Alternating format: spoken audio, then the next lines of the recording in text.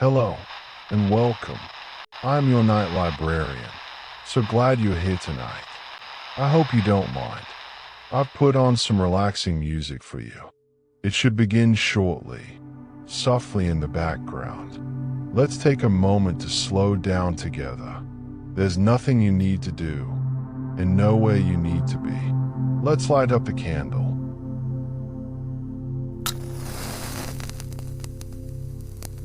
Just a small, warm glow, steady and comforting. Take a gentle breath in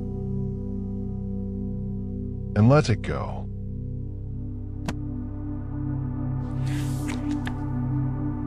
Tonight, we'll be talking about something simple, something calm, something that you can drift in and out of as you rest.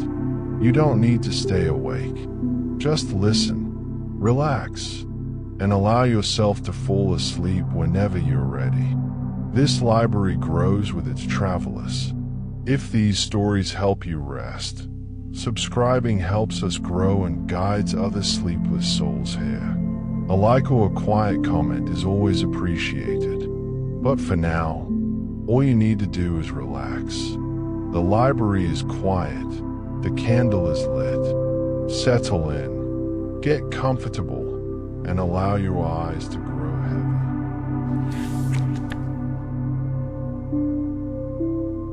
Tonight, we're going on a gentle journey through the world of public records.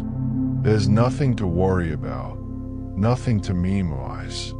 Just listen, relax, and let the words wash over you like a calm stream. Public records are simply documents that belong to everyone. They are papers, files, and information that governments and public offices keep so that citizens can see what's happening in their communities. Think of them as a giant library that belongs to all of us, filled with information about how our towns, cities, and country work. These records exist because we believe in something called transparency.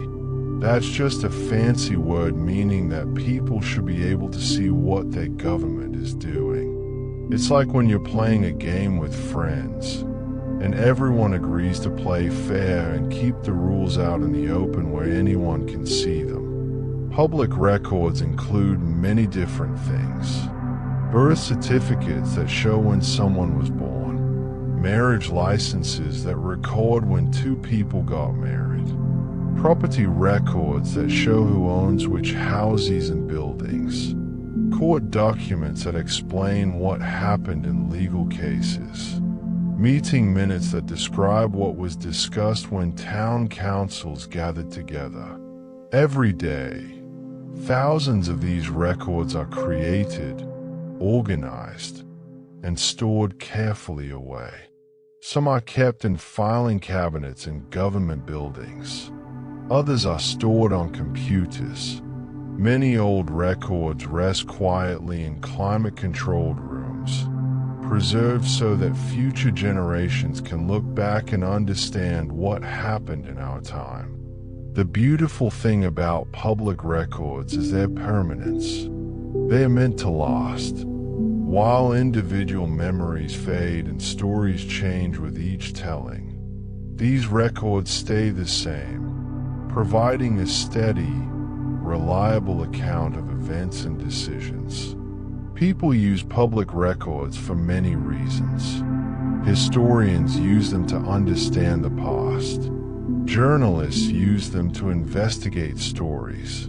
Regular citizens use them to learn about their neighborhoods, trace their family trees, or simply satisfy their curiosity about how things work. But tonight, we're not here to use public records for anything in particular. We're simply here to understand, gently and easily, how these records are organized and cared for. It's a system that works quietly in the background of society, like the roots of a tree that you never see but that keep everything stable and strong. So relax. Let your breathing slow as we continue. We'll explore how these records are sorted, how they're created, and how dedicated people work each day to keep them safe and accessible. There's a calm rhythm to this work, a predictable pattern that's been refined over hundreds of years. For now, just know that public records are documents that tell the story of our communities, carefully preserved and organized so that anyone who needs them can find them. They are part of the invisible foundation that makes organized society possible. Let that thought rest gently in your mind as we move forward together. Now let's explore the different types of public records, moving slowly and calmly through each category. Think of public records as a vast garden with different sections, each one containing its own special type of flower. First, we have vital records. These are the documents that mark the important moments in people's lives. Birth certificates record the day someone came into the world, listing their name, the date, the place, and their parents. Death certificates mark when someone's life ended. Marriage certificates celebrate when two people join together. Divorce records note when a marriage ended. These vital records create a timeline of human life, generation after generation. Each document a small marker in the grand story of humanity. Next, we have property records. These documents tell us who owns land and buildings. When someone buys a house, that purchase is recorded carefully in the county recorder's office. The record shows the buyer's name, the seller's name, the price, and a detailed description of the property. These records go back decades, sometimes centuries, creating a chain of ownership that stretches back through time like links in a long, sturdy chain. Court records form another major category. These include documents from trials, lawsuits, and legal proceedings. When someone goes to court, everything that happens is written down and preserved. There are criminal court records about people accused of crimes. Civil court records about disputes between people or businesses. Family court records about custody and adoption. Each case creates a stack of papers, complaints, motions, rulings, transcripts of what people said in court. All of it carefully organized and stored. Government meeting records give us another category. When city councils meet, when school boards gather, when county commissioners come together, someone takes notes. These meeting minutes record what was discussed, what was voted on, and what was decided. They are like a diary of how local government works, day by day, decision by decision. Business and professional records make up another section. When someone starts a business, they file papers with the state. When someone gets a professional license to be a doctor, lawyer, or contractor, that license is recorded. When a business closes or changes ownership, those changes are documented. These records help people know who they are doing business with and whether someone is qualified to do certain types of work. Tax records are kept carefully by governments at every level. These show what taxes people and businesses paid, what property is worth for tax purposes, and how tax money is spent. They help ensure fairness and accountability in how we fund our schools, roads, and public services. Then we have educational records, though many of these have privacy protections. Schools keep records of enrollment, attendance, and graduation. Public universities maintain records of degrees awarded. These records help verify someone's educational background. Environmental and planning records track how we use our land and protect our natural resources. Building permits show when someone got permission to construct or modify a building. Environmental impact studies examine how projects might affect nature. Zoning records show what types of buildings are allowed in different areas. Finally, we have historical and archival records. These are older documents that have been preserved because of their historical value. Old maps, photographs, letters from founding citizens, records of long-ago events. They rest in archives, carefully protected, waiting for researchers and curious minds to discover them. Each of these categories has its own purpose, its own system of organization, its own rules about who can see what and when. But they all share a common goal: to create a reliable, accessible record of how our society functions. As you relax and listen, imagine these different types of records resting peacefully in their various homes. Filing cabinets standing in rows. Computer servers humming quietly. Archive boxes stacked neatly on sturdy shelves. Each record in its place. Each piece of information preserved and protected. Let this image of organized information settle in your mind like snow falling softly on a quiet winter evening. Now we'll explore how public records come into being, following the gentle process from the very beginning. Each record starts somewhere, with someone, for a reason. Let's imagine a birth certificate being created. A baby is born in a hospital on a Tuesday morning. The hospital staff fills out a form with the baby's name, the exact time of birth, the baby's weight and length, and the parents' names. This information is written down while it's fresh and accurate. The doctor or nurse who helped deliver the baby signs the form. The parents review it to make sure everything is correct. This form, carefully completed in those first hours or days of the baby's life, will become an official record. Or consider a property sale. Two people agree that one will buy the other's house. They work with lawyers or real estate agents who prepare documents. These documents describe the property in precise detail, using a legal description that might sound like this: the north half of the southwest quarter of Section 12. They list the exact amount of money being paid. Both the buyer and seller sign these documents in front of a notary public, a person authorized to witness signatures and verify that people are who they say they are. All of this care and precision ensures that the record will be accurate and legally valid. When a court case begins, the creation of records starts immediately. Someone files a complaint, typing or writing out what they believe happened and why they are bringing the case to court. This complaint is submitted to the court clerk's office.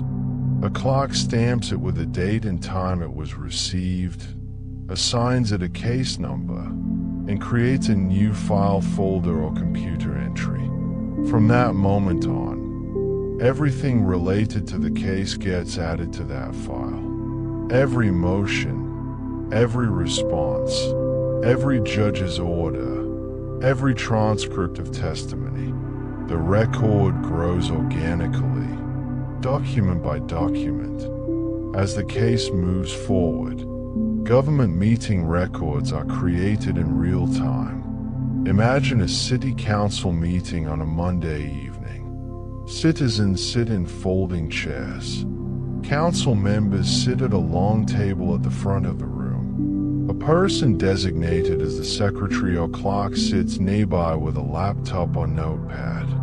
As the meeting progresses, this person types or writes steadily, capturing who attended, what topics were discussed, what questions were asked, what votes were taken, and what decisions were made.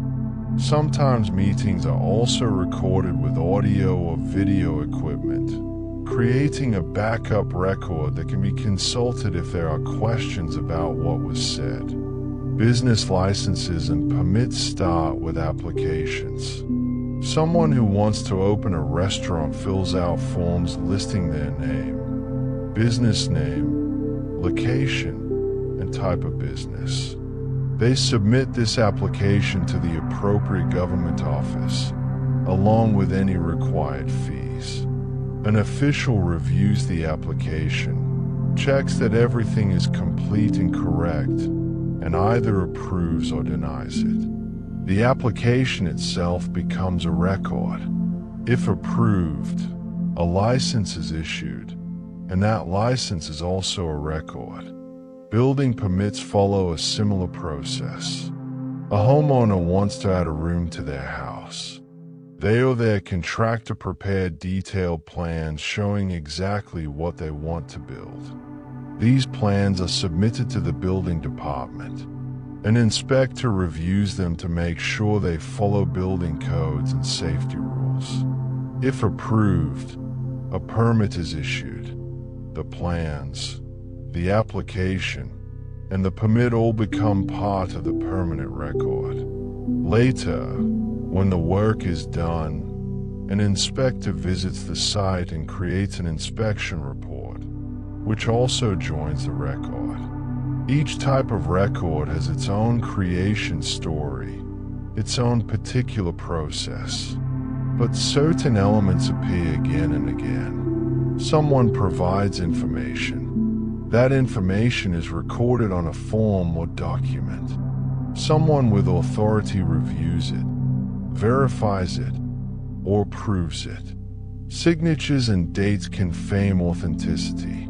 Sometimes witnesses are required. Sometimes fees are paid and receipted. The people who create these records take their work seriously. They understand that what they write today might be consulted decades from now. They know that accuracy matters, that details count, that their careful work helps keep society functioning smoothly. Throughout this process, the record keepers follow established procedures. There are rules about what information must be collected, how forms should be filled out, what signatures are needed. These rules create consistency. They mean that a birth certificate issued in California looks different from one issued in New York, but both contain the same basic information, organized in a logical way. The creation of a public record is often the intersection of a life event and administrative process. A marriage happens, and a record is born. A property changes hands, and a record is created. A business opens its doors, and a record comes into existence. As you rest and listen, picture these records coming into being, one after another, day after day, each one a small piece of the vast mosaic of documented human activity. Let's follow a record on the very first part of its journey through the system. This is the intake and logging phase, where a new document enters the official record-keeping system and receives its first organizational markers. Imagine walking up to a counter in a government office. You're holding a document in your hand, perhaps a deed for property you just purchased. Behind the counter sits a clerk, calm and professional, ready to receive your document and begin the process of making it part of the permanent record. The clerk greets you politely and asks what type of document you're submitting. This first question is important because different types of documents go through different processes. A property deed follows one path. A court filing follows another. A business registration follows yet another. By identifying what you're submitting, the clerk knows which set of procedures to follow. You hand over your document. The clerk examines it carefully, checking that it's complete. Are all the necessary signatures present? Are they notarized if required? Are all the pages there? Is the document legible and clear? This initial review is like a quality check, ensuring that the document meets the basic requirements before it enters the system. If something is missing or incorrect, the clerk gently points this out. You might need to get an additional signature, or clarify some information, or include another form. This saves time and prevents problems later. Once everything is in order, the real intake process begins. The clerk assigns the document a unique identifier. This might be a number, or a combination of numbers and letters. For a court case, it might be something like CV 2024-12345, where CV means civil case. 2024 is the year, and 12345 is that particular case's number. For a property record, it might reference a book and page number, like book 450, page 78, indicating where the document will be recorded in the official volumes. This number is precious. It's how the document will be tracked, referenced, and retrieved for years to come. The clerk writes or stamps this number on the document itself. In modern offices, the number is also entered into a computer system. Next comes the timestamp. The clerk stamps or records the exact date and time the document was received. This timestamp is legally significant because it establishes when the document entered the official record. In property transactions, this can determine whose claim takes priority. In court cases, it can determine whether a filing was timely or late. The timestamp becomes part of the document's permanent identity. The clerk then logs basic information about the document into a register or database. This might include the document type, the parties involved, names of people or businesses mentioned in the document, the identifying number, the date received, the number of pages, and sometimes a brief description of what the document concerns. In older times, this logging was done by hand in large, heavy ledger books. Clerks wrote in careful script, creating permanent ink entries that can still be read decades later. Today, most logging happens on computers, but the principle remains the same, creating a searchable record of what documents exist and where they can be found. If a fee is required for filing the document, the clerk collects it now and issues a receipt. The receipt itself becomes a record, showing that payment was received. The amount of the fee is also noted in the log. These financial records help government offices account for their revenue and ensure transparency in how public money is handled. The clerk then makes copies of the document if needed. Often, the original is kept by the office and a stamped copy is returned to the person who submitted it. This stamped copy serves as proof that the document was officially filed. It bears the official seal or stamp of the office, the assigned number, and the filing date. In some cases, particularly with court documents, the clerk places the document in a physical file folder. If this is the first document in a new case, A new folder is created and labeled with the case number. If documents for this case already exist, the new document is added to the existing folder. The folder itself has a tracking label or barcode, so the office can monitor its location as it moves from desk to desk or office to office. For documents that are recorded in volumes, like property deeds, the clerk prepares the document for recording. It will be scanned or photographed, and this image will be placed in the official record books or digital storage system. The physical document might be returned to the owner, but the official recorded copy remains with the government office forever. Throughout this intake process, the clerk maintains careful attention. Each step must be completed correctly. A missing stamp, an incorrect number, or incomplete logging could cause confusion or problems later.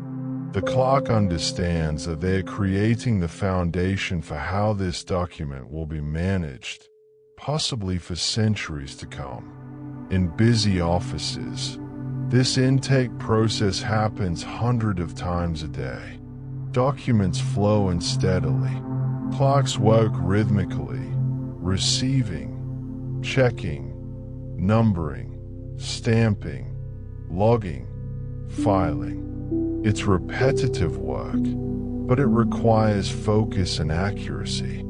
Behind the routine is the knowledge that each document matters to someone, that it represents something important in their life.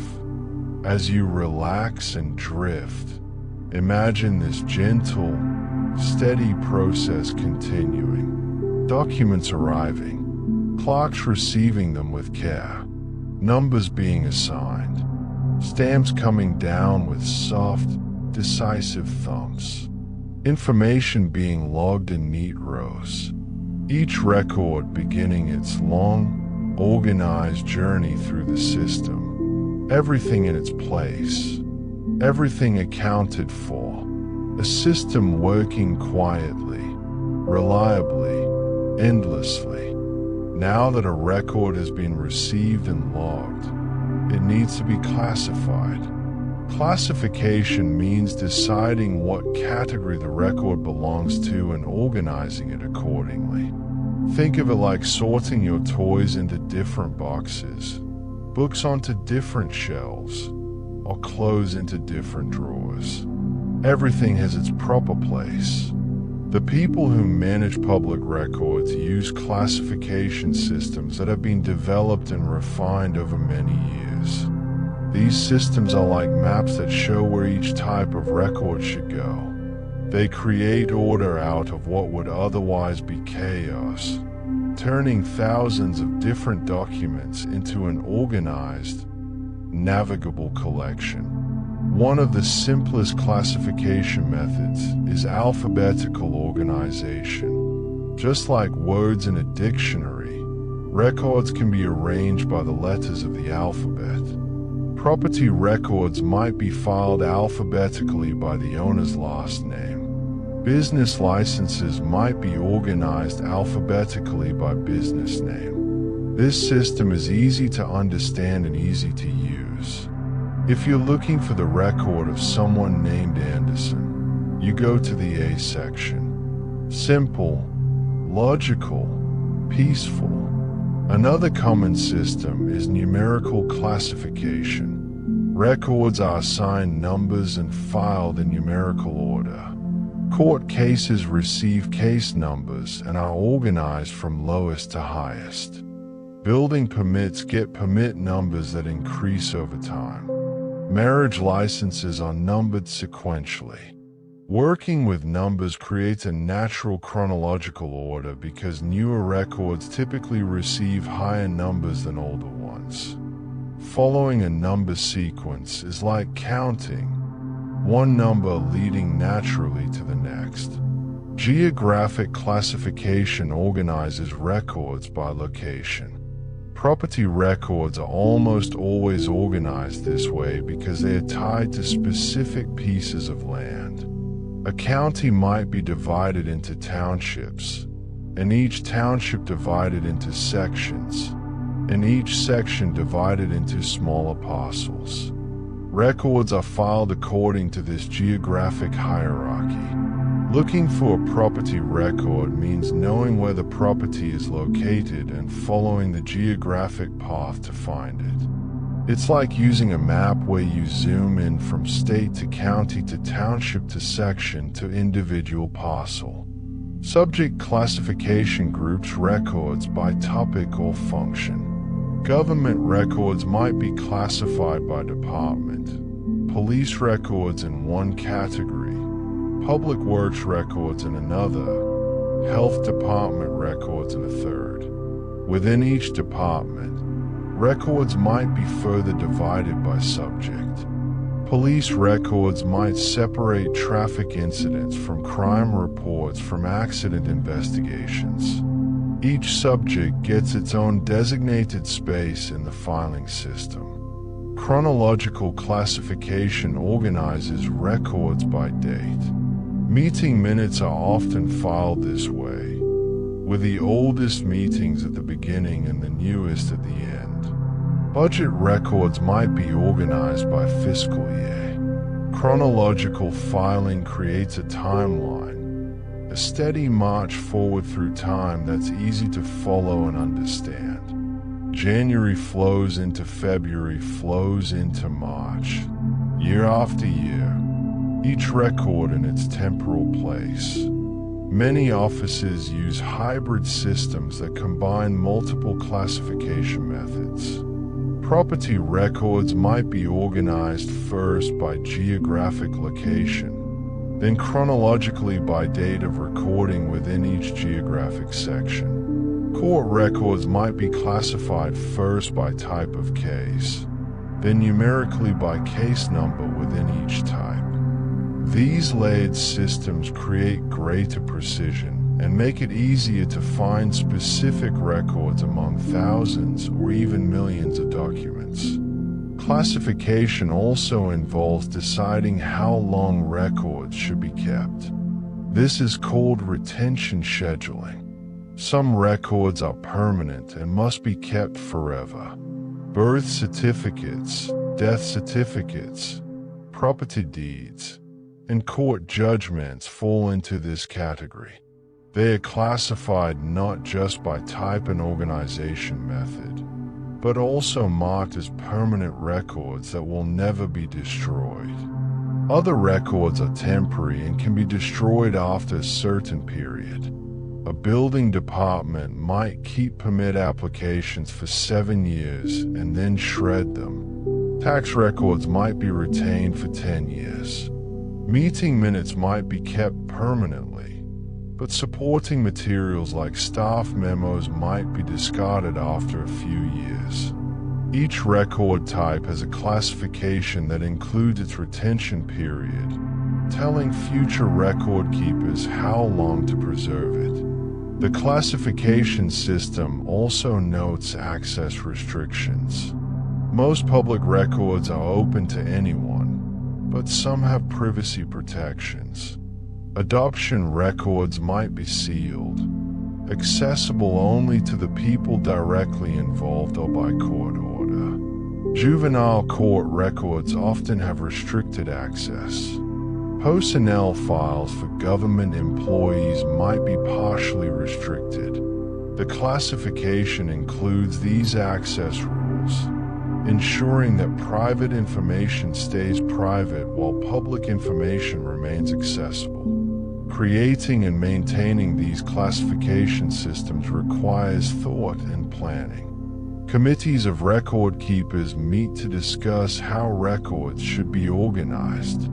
They consider what makes sense, what users need, what has worked in the past, and what problems have arisen. They write procedures and guidelines, creating manuals that explain the classification system in detail. When new types of records are created, perhaps because of new laws or new technology, the classification system must adapt. A space is found for the new record type. Rules are established for how it should be filed, how long it should be kept, and who can access it. The classification system grows and evolves, but its core principles remain constant. Everything has a place.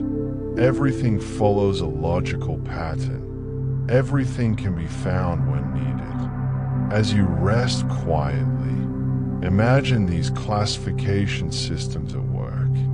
Picture records flowing into their proper categories like water finding its level. Alphabetical files running from A to Z. Numerical files counting upward. Geographic files spreading out like branches on a tree.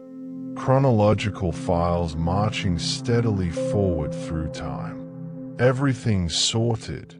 Everything organized. Everything resting peacefully in its designated place. The classification system is invisible to most people, but it's always there, creating structure and enabling access, working silently and efficiently day after day. Once records are classified and filed, they need to be findable. This is where indexing and cross-referencing come in. These are the tools that help people locate specific records among the vast collections held in government offices. An index is like a signpost that points to where information can be found. Think of the index at the back of a textbook. It lists important words and topics alphabetically and tells you what page each one appears on. Public records indexes work the same way, but instead of pointing to pages in a book, they point to file folders, volumes, or computer records. Let's imagine a property records index. When someone wants to find out who owns a particular piece of land, they can look in the index. The index might be organized by the property owner's name, listing every property that person owns.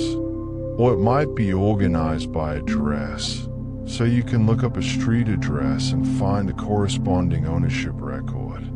Or it might be organized by the legal description of the property, using those precise geographic terms that surveyors and lawyers use. In many offices, there are multiple indexes for the same set of records.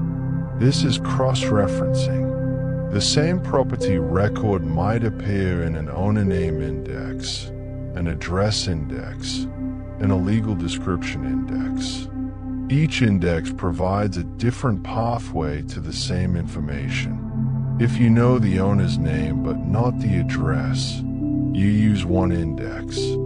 If you know the address but not the owner's name, you use a different index. All paths lead to the same destination. Court records are heavily indexed and cross-referenced. A single court case might appear in multiple indexes. There's usually a plaintiff index listing the person who brought the case. There's a defendant index listing the person being sued or accused. There's often a case number index organized numerically. There might be an attorney index listing which lawyer represented whom. Each index entry points to the same case file, but each provides a different way to find it. Creating indexes requires patience and attention to detail. In the old days, clerks wrote index entries by hand on cards that were filed in wooden drawers. These card catalogs, as they were called, contained thousands or millions of cards, each one carefully typed or handwritten. The cards were alphabetized precisely, filed in perfect order. Maintaining these indexes was a constant task. New cards had to be created for every new record. Filing had to be accurate or the whole system would break down. Today, most indexing is done electronically. When a clerk enters information about a record into a computer, The computer automatically creates index entries. The software can generate multiple indexes instantly, cross-referencing names, numbers, dates, and locations without the clerk having to write anything by hand. Searching these computerized indexes is fast and easy. Type a name into the search box and matching records appear in seconds. But the principle remains the same whether the index is on cards or in computers. Each index entry must be accurate and complete. Names must be spelled correctly. Numbers must be entered without errors. If an index entry is wrong, the record becomes effectively lost, buried somewhere in the files but impossible to find through normal search methods. Cross-referencing becomes especially important when records relate to each other. Imagine a lawsuit where one company sues another company. The case file is indexed under both company names. But what if the companies are related to other cases? Perhaps there was an earlier lawsuit between the same parties. Perhaps one of the companies is mentioned in property records or business licensing records. A comprehensive cross-reference system would note these connections, creating links between related records. Some offices maintain what are called grantor-grantee indexes for property records. A grantor is someone who transfers property to someone else. A grantee is someone who receives property from someone else. Every property transfer is indexed under both the grantor's name and the grantee's name. This creates a complete chain of ownership. You can trace a piece of property backward through time by following the cross-references from grantee to grantor to grantee to grantor, seeing every person who ever owned that land. The beauty of a well-maintained index is that it makes vast collections of records accessible. Without indexes, finding a specific document would require searching through everything, file by file, page by page. With good indexes, you can jump directly to what you need. The index is like a skilled guide who knows every path through the forest and can lead you quickly to your destination. As you relax into deeper calm, picture these indexes spreading out like a web, each thread connecting to information, each connection carefully maintained. Names linked to numbers, numbers linked to dates, dates linked to locations. Everything connected, everything findable, everything organized in a vast network of references and cross-references, all working together to make information accessible when it's needed. The system rests quietly, waiting to serve, ready to guide seekers to the knowledge they seek. Now let's explore how physical records are actually stored. The tangible spaces where paper documents rest, waiting patiently to be needed. There's something deeply calming about imagining these storage systems, the ordered rows and stacks where information lives. In many government offices, records are stored in filing cabinets. These are sturdy metal cabinets with drawers that slide in and out. Each drawer contains hanging folders or manila folders arranged in order. The folders stand upright, held in place by the drawer's frame. Labels on the folders identify what's inside. When you pull open a drawer, you see the tops of folders lined up like dominoes, each one in its proper alphabetical or numerical position. The filing cabinets themselves are often arranged in rows in a records room or storage area. Walking between these rows is like walking through canyons formed by metal walls. The cabinets stand solid and still, containing their precious contents. Some records rooms have dozens of filing cabinets, Some have hundreds. Each drawer holds dozens of folders. Each folder contains documents. The volume of information is immense, yet it's all organized, all accessible. For larger collections, many offices use open shelving systems. These are tall metal shelves, similar to library shelves, that hold boxes or binders instead of books. Each box is labeled with its contents and date range. The boxes sit on the shelves in neat rows, stacked according to the classification system. To retrieve a record, you locate the right shelf, find the right box, remove it, open it, and find the folder or document you need.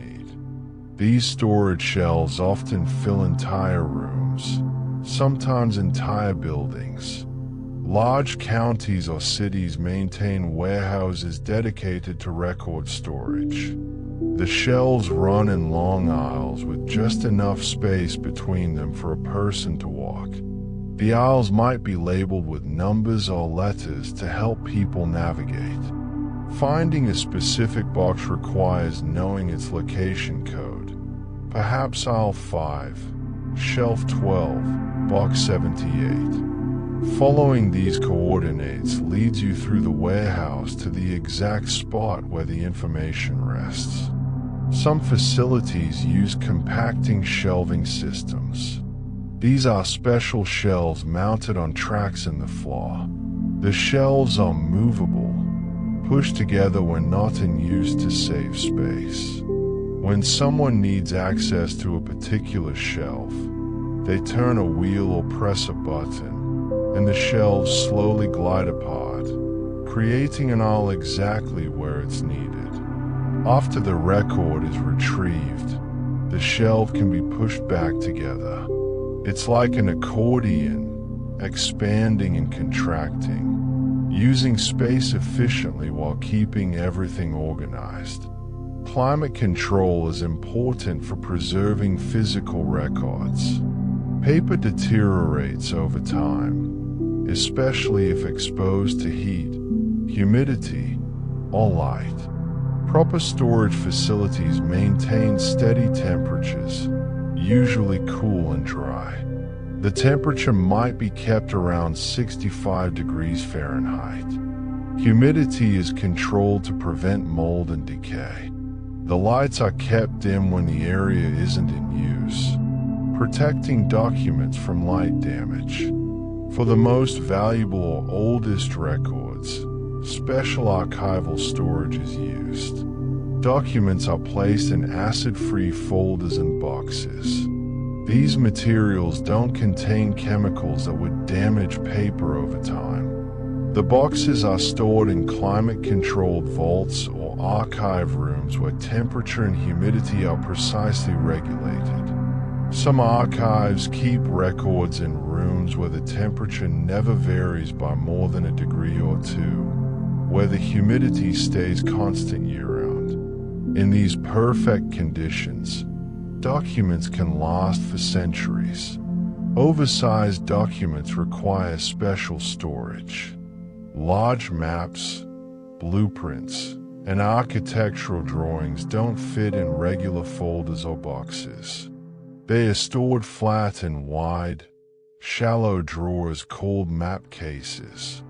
Each drawer holds multiple large documents, separated by sheets of protective paper, or they might be rolled up and stored in tubes, each tube labeled with its contents. Some facilities have special hanging systems where large documents are suspended from racks, hanging vertically to save floor space. Microfilm and microfiche represent another form of physical storage, though miniaturized. Before computers became common, many offices photographed their documents and stored the images on film. Thousands of pages could fit on a single roll of film or a single sheet of microfiche.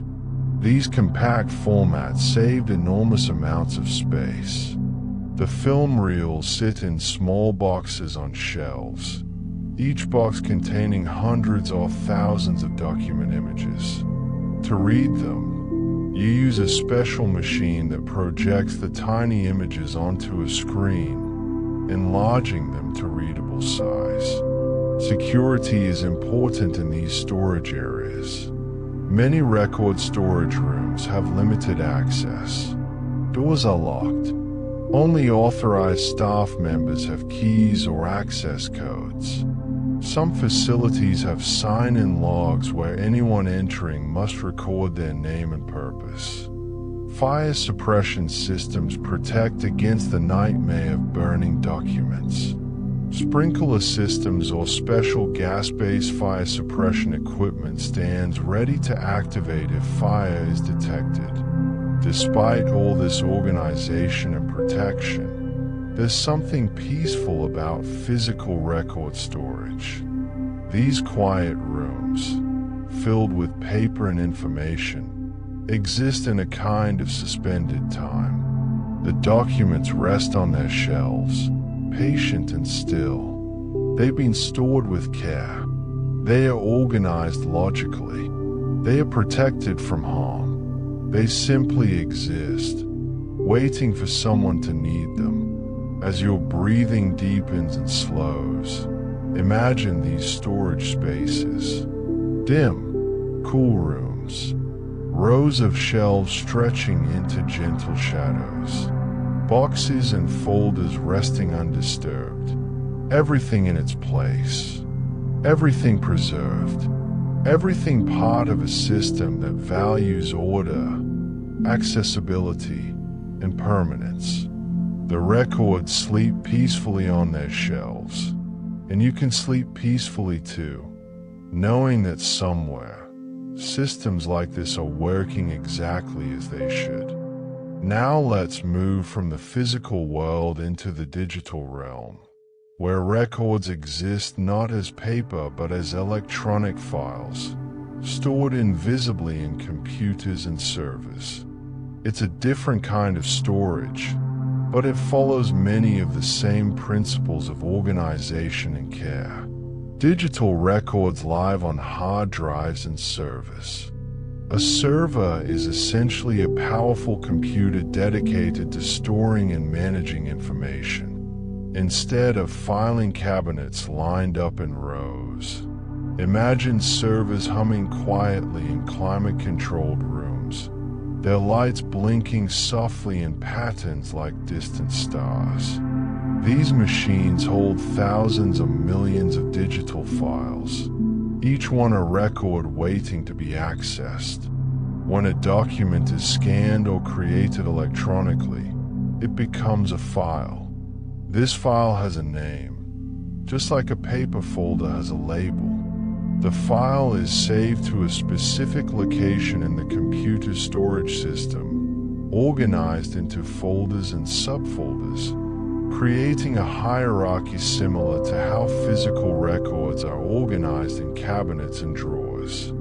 You might have a main folder called Property Records, and within it, subfolders for each year, and within those, subfolders organized by month. The structure creates order in the digital space. These digital files are typically stored in formats that preserve their content perfectly. PDF files are common because they display documents exactly as they were created, maintaining formatting and appearance. Image files like JPEG or TIFF store scanned copies of paper documents. Database files organize structured information in searchable tables. Each format serves a purpose, chosen to best preserve and present the information it contains.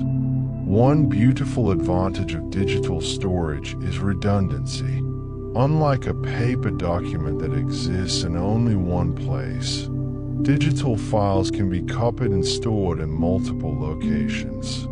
A record might exist on the main server in the government building. A copy might exist on a backup server in the same building. Another copy might exist on servers in a different location entirely, perhaps hundreds of miles away.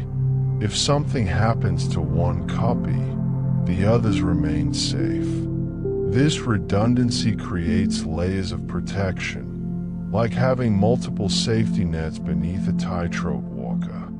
Backup systems run automatically, usually at night when offices are quiet. The computers copy new and changed files from the main servers to the backup service. This happens on a schedule, perhaps every night, or even continuously throughout the day. The backup process is silent and invisible, working while people sleep, ensuring that every record is preserved in multiple places.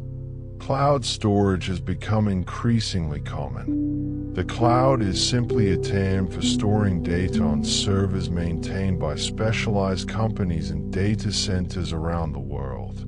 Government offices might contract with these companies to store copies of their records in the cloud. The data exists somewhere out there, in secure facilities, accessible through the internet. It's like having a safety deposit box in a vault that you can access from anywhere. Digital storage systems include careful organization of metadata. Metadata is information about information. For a digital property record, the metadata might include when the file was created, who scanned it, what type of document it is, what date the original transaction occurred, and keywords describing its contents. This metadata makes files searchable. You can search for all property records created in a certain year, or all records involving a particular person's name, and the computer will find them instantly by examining the metadata. Security is crucial for digital records. Servers are protected by firewalls, which are like digital walls that keep unauthorized people out. Access requires passwords or other authentication. Encryption scrambles the data so that even if someone intercepts it, they can't read it without the proper key. These security measures work constantly, invisibly, protecting the records from unauthorized access or tampering. Storage space in digital systems is measured in bytes. A single character, a letter or number, is about 1 byte. 1,000 bytes is a kilobyte. 1,000,000 bytes is a megabyte. 1,000,000,000 bytes is a gigabyte. 1,000,000,000,000 bytes is a terabyte. Modern servers can store many terabytes of information. To put this in perspective, a single terabyte could hold about 500,000 photographs or 200,000 documents. Large government offices might maintain dozens or even hundreds of terabytes of records. Digital preservation requires ongoing attention. File formats change over time. A document saved in a format used 20 years ago might be difficult to open today. Record keepers must sometimes migrate data from old formats to new ones, ensuring that records remain accessible as technology evolves. It's like translating an old language into a new one so that future generations can still understand it. Despite being invisible, digital records require physical infrastructure. The servers must be housed in rooms with controlled temperature and humidity, just like paper archives. They need stable electrical power, often backed up by generators in case of outages. They need internet connections to allow access. They need physical security to prevent theft or vandalism. The digital and physical worlds intertwine in these server rooms, where tangible machines store intangible information. There's something almost magical about digital storage. Millions of records, vast amounts of information, all contained in machines no larger than a briefcase. All organized, all searchable, all accessible in fractions of a second. The servers hum their quiet songs, their fans whirring softly, their drives spinning or solid-state components working silently. Information flows through them like water through pipes, always moving, always available, always preserved. As you sink deeper into relaxation, imagine these digital records existing in their invisible realm. Files organized in nested folders, databases humming with structured information, backup systems copying data faithfully through the night, servers standing ready in their cool, dark rooms. Everything stored, everything protected, everything part of a vast digital tapestry of information that supports society in ways most people never see or think about. The system works ceaselessly, reliably, keeping digital records safe and accessible, now and into the future. Let's explore how people actually access and retrieve public records. The gentle processes that connect seekers with the information they need. This is where the organizational systems we've discussed come to life, serving their ultimate purpose. When someone wants to access a public record, they typically begin by visiting a government office or accessing an online portal. Imagine someone walking into a county recorder's office on a quiet Tuesday afternoon. They approach a service counter where a clerk greets them with a friendly hello. The person explains what they are looking for, perhaps a copy of a property deed or marriage certificate. This is the beginning of the retrieval process. The clerk asks questions to narrow down the search. What is the name of the property owner? What is the address? When did the transaction occur? These questions help identify exactly which record is needed. The more specific the information, the easier it is to locate the right document. It's like giving someone directions to your house. The more details you provide, the easier it is for them to find you. With physical records, the clerk consults the index to determine where the record is located. They might flip through card in a card catalog or type a search into a computer that indexes physical holdings. The index tells them which book and page, or which file folder, contains the information. Armed with this location, the clerk goes to retrieve the actual record. This might mean walking to filing cabinets and pulling open a specific drawer, thumbing through the folders to find the right one. Or it might mean going to a storage area and locating a particular box on a particular shelf. The clerk brings the folder or box back to the work area, opens it, and finds the specific document requested. 4 bound volumes. Like recorded property deeds, the process is slightly different. The clerk locates the correct volume, perhaps a large, heavy book stored on a shelf. They carry it to a reading table, open it to the specific page indicated by the index, and there's the record, preserved on the page, waiting to be copied or examined. With digital records, retrieval is faster but follows similar logical steps. The clerk or the person themselves types search terms into a computer system. The search might be by name, date, document type, or case number. The computer searches through the indexed metadata and returns matching results. The results appear as a list on the screen, each entry showing basic information about the record. The seeker selects the record they want from the list.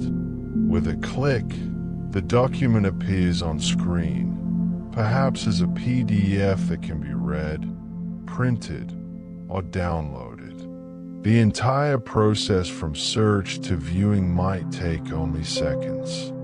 The speed is remarkable, but the underlying process is the same as searching through physical records.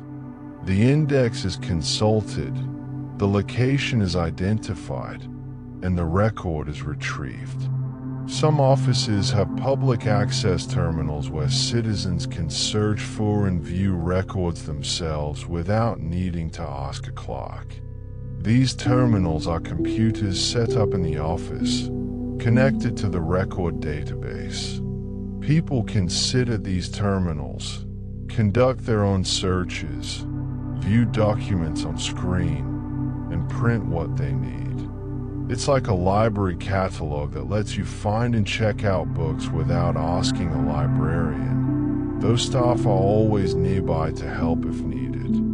Online access has made retrieval even more convenient. Many government offices now offer web portals where people can search for records from home using their own computers or phones. The person visits the office's website, navigates to the record search page, and uses search tools similar to those available in the office. Records appear on screen and can be downloaded or printed. Some services charge small fees for copies, which can be paid online. The entire transaction happens remotely, at any hour of the day or night. Not all records are immediately accessible to everyone. Some require verification of identity or demonstration of a legitimate need to access them. Adoption records, for example, might only be available to the adopted person or their legal representatives. In these cases, the retrieval process includes additional steps. The person must provide identification and proof of their right to access the record. The clerk reviews this information before proceeding with retrieval. Some records are so old or delicate that they can only be viewed under supervision. A researcher wanting to examine a 200-year-old property deed might need to make an appointment, wear gloves to protect the document, and view it in a controlled environment. The record is retrieved from special archival storage and brought to a reading room where the researcher can examine it carefully. Throughout the retrieval process, there's a rhythm, a procedure that's been refined over many years. Questions are asked, indexes are consulted, locations are identified, records are retrieved. Whether the process takes 30 seconds or 30 minutes, it follows this reliable pattern. The system is designed to be navigable, to connect people with information, to make knowledge accessible. As you rest quietly, breathing slowly, imagine this gentle flow of requests and responses. People seeking information, clerks helping them find it, computers searching databases, documents appearing on screens, files being pulled from cabinets, everyone working together in a calm, organized way to fulfill the purpose of public records, making information available to those who need it. Records are not static things that never change. They require ongoing care and maintenance, gentle tending to ensure they remain accurate, accessible, and preserved. Let's explore this continuous work of maintaining records over time. Physical records need periodic attention. File folders wear out from being pulled in and out of drawers. The tabs tear, the paper softens and tears at the edges. Maintenance includes replacing worn folders, transferring documents into fresh folders while maintaining the same labels and organization. It's like repotting a plant. giving it fresh soil while keeping it healthy and growing. Documents themselves can deteriorate. Paper yellows with age. Staples rust. Ink fades. Preservation maintenance might include removing rusty staples and replacing them with rust-proof ones. Especially important documents might be placed in protective sleeves, clear plastic covers that prevent handling damage while still allowing the document to be viewed. Pages that tear might be carefully repaired with archival tape that won't damage the paper further. In climate-controlled storage, maintenance workers monitor the temperature and humidity regularly. They check instruments that measure these conditions, ensuring they remain in the proper ranges. Filters are changed to keep dust and particles from settling on documents. This environmental maintenance happens quietly in the background, protecting thousands of records at once. Digital records require their own forms of maintenance. Computer systems need regular updates to their software. These updates fix problems, improve security, and ensure compatibility with new technologies. Maintenance windows, usually late at night or on weekends when offices are closed, allow technicians to perform these updates without disrupting daily operations. Digital storage systems need monitoring to ensure they are not getting too full. As new records are added constantly, storage capacity is consumed. Maintenance includes checking available space and adding new storage capacity before the systems become full. It's like noticing when a closet is getting crowded and adding another shelf before it overflows. Database maintenance includes checking for errors or corruption in data. Special software runs scans that verify the integrity of stored information, making sure nothing has been accidentally changed or damaged. If problems are found, they can be corrected using backup copies. This verification process runs automatically on schedules, checking and double-checking that everything remains correct. Sometimes records need to be updated with new information. A property ownership record is updated when the property is sold.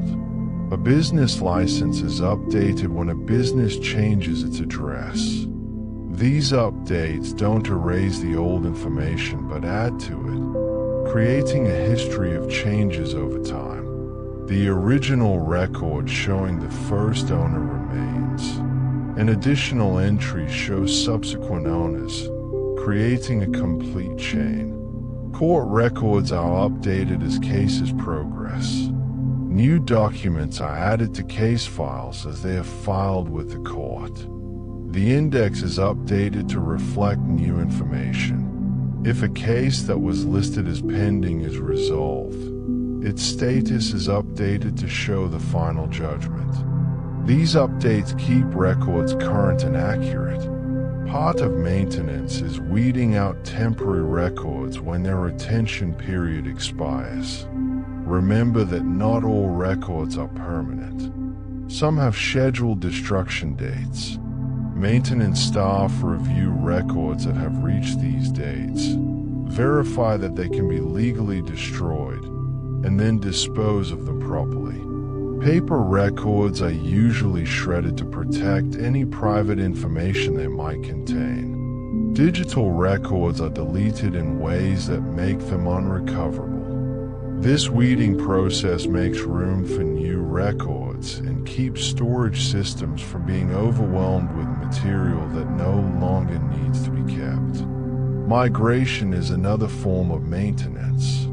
As file formats change and old formats become obsolete, digital records must be moved into newer formats.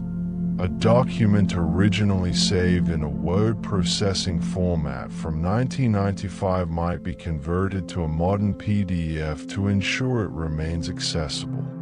This is careful work because the conversion must preserve the content exactly as it was. Disaster recovery is an important aspect of maintenance.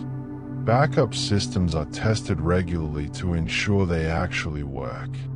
It's not enough to make backups. You must verify that those backups can be restored if needed. Tests involve restoring sample files from backup to confirm the process works correctly. This testing provides peace of mind that if disaster strikes, the record can be recovered. All of this maintenance work happens continuously, a cycle of care that never ends. Records are inspected, preserved, updated, verified, and protected. The people who do this work are stewards of information, guardians of the documentary heritage of their communities. As your mind drifts towards sleep, picture this ongoing care. Gentle hands replacing folders, technicians monitoring systems, updates flowing silently through networks, everything tended, everything maintained, everything receiving the care it needs to endure through time. Every record has a lifespan, a journey from creation through active use to eventual archiving or destruction. Retention schedules guide this journey, providing a peaceful, predictable path for each type of record to follow. A retention schedule is simply a chart or list that specifies how long each type of record should be kept. It's based on legal requirements, practical needs, and historical value. Some records must be kept forever. Others need to be kept for specific periods like 3 years, 7 years, or 10 years. The schedule removes guesswork, telling record keepers exactly what to do with each type of document. Think of a building permit application. The retention schedule might say it should be kept for 7 years after the project is completed. During those 7 years, the record is considered active or semi-active. It might be needed if there are questions about the construction or if inspections are conducted. After 7 years, the likelihood of needing it decreases significantly. At that point, the schedule says it can be destroyed. Permanent records follow a different path. Birth certificates, death certificates, property deeds, marriage licenses, court judgments. These are designated as permanent because they document fundamental facts about people's lives and property rights. They never reach a destruction date. Instead, they move through stages of archiving. Active records are those currently in use or recently created. They are kept in the office where they are used most frequently, easily accessible to staff who might need them regularly. A file for a court case that's still ongoing is an active record. It sits in a filing cabinet near the courtroom or clerk's office, ready to be pulled at a moment's notice. As records age and are consulted less frequently, they become semi-active or inactive. They are still kept, but they can be moved to less expensive, less convenient storage. Perhaps they are moved from filing cabinets in the office to boxes on shelves in a basement storage room. They are still accessible if needed, but they are out of the way, making room for newer, more frequently used records. For permanent records that have become very old, the next stage is archival storage. Archives are special facilities designed for long-term preservation of historically valuable records. When a government office determines that certain old records should be moved to the archives, they are carefully packaged and transferred. The archives become their permanent home, where they are preserved under ideal conditions and made available to historians, genealogists, and researchers. The archiving process involves careful selection. Not everything is kept forever, even among permanent records. Archivists evaluate old records to determine which have lasting historical value. Original signed documents are usually kept. Duplicate copies might be destroyed. Records that document important events, decisions, or developments are preserved. Routine correspondence that doesn't add historical value might be eliminated. This selective preservation is thoughtful work. Archivists consider what future historians will want to know about our time. They preserve records that tell the story of their community, that show how government functioned, how society changed, what challenges people faced. They are choosing what parts of the present to send into the future. When records reach their destruction date, the process is handled with care and documentation. A list is created showing what's being destroyed and why. Often, multiple people must approve the destruction to ensure no mistakes are made. The actual destruction is secure. Paper records are shredded or pulped. Digital records are permanently erased. A certificate of destruction is created, documenting that the process was completed properly. There's something peaceful about this system of retention and archiving. Every record has a purpose and a time frame. Nothing is kept forever unless it needs to be, preventing storage spaces from overflowing with unnecessary material. But important records are preserved carefully, protected for future generations. The system finds balance between practicality and preservation. The retention schedule creates a rhythm, a life cycle that records follow from creation to eventual disposition. Birth, active life, semi-retirement, either destruction or archival preservation. It's orderly, predictable, and purposeful.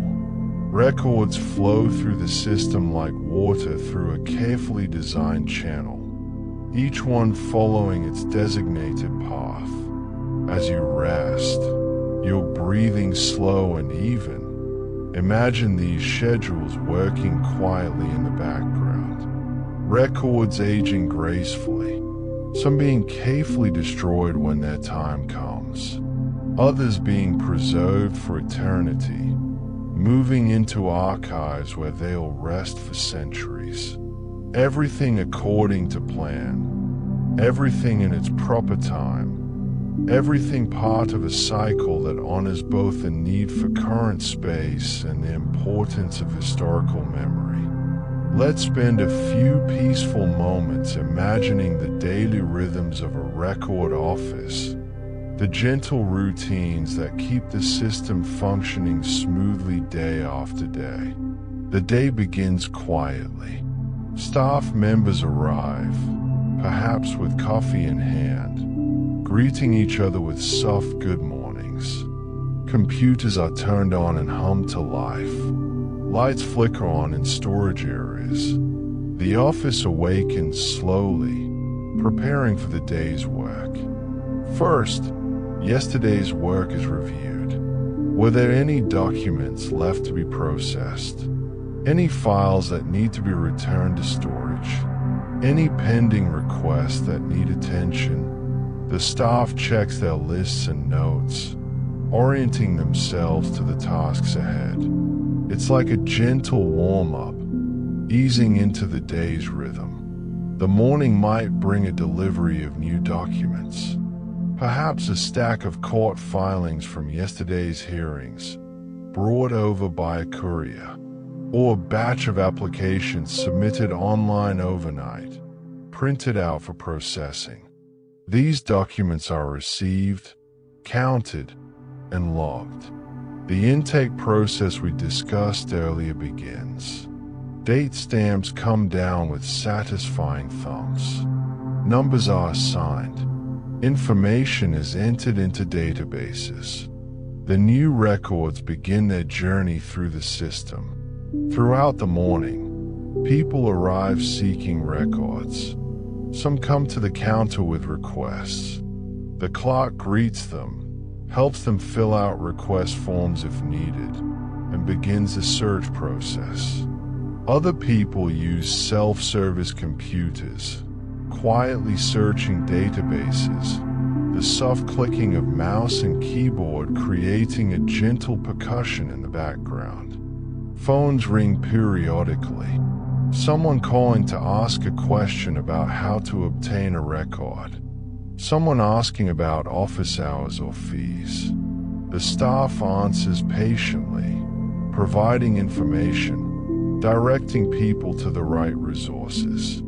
Their voices are calm and helpful, understanding that navigating government offices can feel confusing to those unfamiliar with the systems. Midday brings a steady flow of activity. Documents are filed away after being processed. Clerks walk to storage areas, filing folders in cabinets, shelving boxes, updating location logs.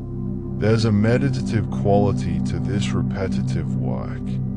Find the right spot, insert the folder, close the drawer, move to the next one. The rhythm is soothing. Scanning happens throughout the day. A staff member feeds documents through a scanner, creating digital copies. The scanner hums and clicks as it pulls pages through, capturing images. Each scanned document is reviewed on screen to ensure quality, then saved with appropriate metadata. The original might be returned to storage or to the person who submitted it. Afternoon might bring time for maintenance tasks, checking retention schedules and pulling records that are due for destruction or archiving, reviewing files for completeness, updating indexes, running database reports. These tasks don't require interaction with the public, so they can be done during quieter periods. As the day winds toward closing, the pace slows. Final requests are processed. Workstations are tidied. Files that were pulled during the day are returned to their proper places. Nothing is left out overnight. Everything goes back to its designated home, ready for tomorrow. Backup systems begin their work as evening falls. Computers automatically copy the day's new data to backup servers. The process is invisible to most staff who have gone home, but the systems continue their quiet work, ensuring that everything created or changed today is safely preserved. The office grows quiet. Lights are turned off in sections. Computers enter sleep mode. Filing cabinets stand closed and locked. The records rest on their shelves and in their databases, waiting patiently for tomorrow when the cycle will begin again. Day after day, week after week, year after year, this rhythm continues. People come and go, but the routines remain constant. The work flows steadily, creating and preserving records, serving the public, maintaining the documentary foundation of organized society. We've traveled together through the world of public records, from their creation to their careful preservation. As you rest now, let's gently gather the threads of what we've explored. Public records are documents that belong to all of us, telling the story of our communities and preserving important information about people's lives and government actions. They begin as simple pieces of paper or electronic files, created when something significant happens, a birth, a marriage, a property sale, a court case, a government meeting. These records are received and logged with care. They are assigned numbers and marked with dates. They are classified according to systems developed over many years: alphabetical, numerical, chronological, geographic. Each classification method creates order and makes finding things possible. Indexes point the way to records, like trail markers in a forest. Cross-references connect related information, creating a web of accessibility, whether written on cards or stored in databases. These indexes serve the same purpose, helping seekers find what they need. The records themselves rest in storage, physical or digital. Paper documents stand in folders and filing cabinets or sit in boxes on shelves. Digital files exist on servers, backed up in multiple locations, protected by security systems and redundancy. Both types of storage require careful environmental control and ongoing maintenance. Access and retrieval processes connect people with information. Staff members help seekers navigate the system. Computers search databases in fractions of a second. Online portals make records available from anywhere. The goal is always the same: making public information accessible to the public. Maintenance never stops. Folders are replaced, systems are updated, backups are tested, records are preserved. This ongoing care ensures that records remain accessible and accurate over time. Retention schedules guide each record's journey. Some records are temporary, destroyed after their usefulness ends. Others are permanent, eventually moving into archives where they'll be preserved for future generations to study and learn from. Daily routines in record offices create a steady rhythm. Documents arrive, are processed, are stored, are retrieved. Staff members answer questions, assist visitors, maintain systems. The work continues, day after day, supporting the invisible infrastructure that helps society function. All of these systems, all of these processes, all of this careful work exists to serve a simple purpose: preserving accurate information and making it available when needed. It's work that happens mostly in the background, noticed only when something goes wrong, but essential to how modern society operates. As you drift towards sleep, let these images fade gently. Organized shelves, humming service, careful hands filing documents, quiet offices where dedicated people work, systems functioning smoothly, records resting peacefully in their designated places. Everything organized, everything preserved, everything part of a vast, intricate system that values order, accuracy, and accessibility. The records sleep in their storage spaces. The systems run through their automated routines. And you can sleep peacefully too, knowing that somewhere, this careful work continues. Rest now.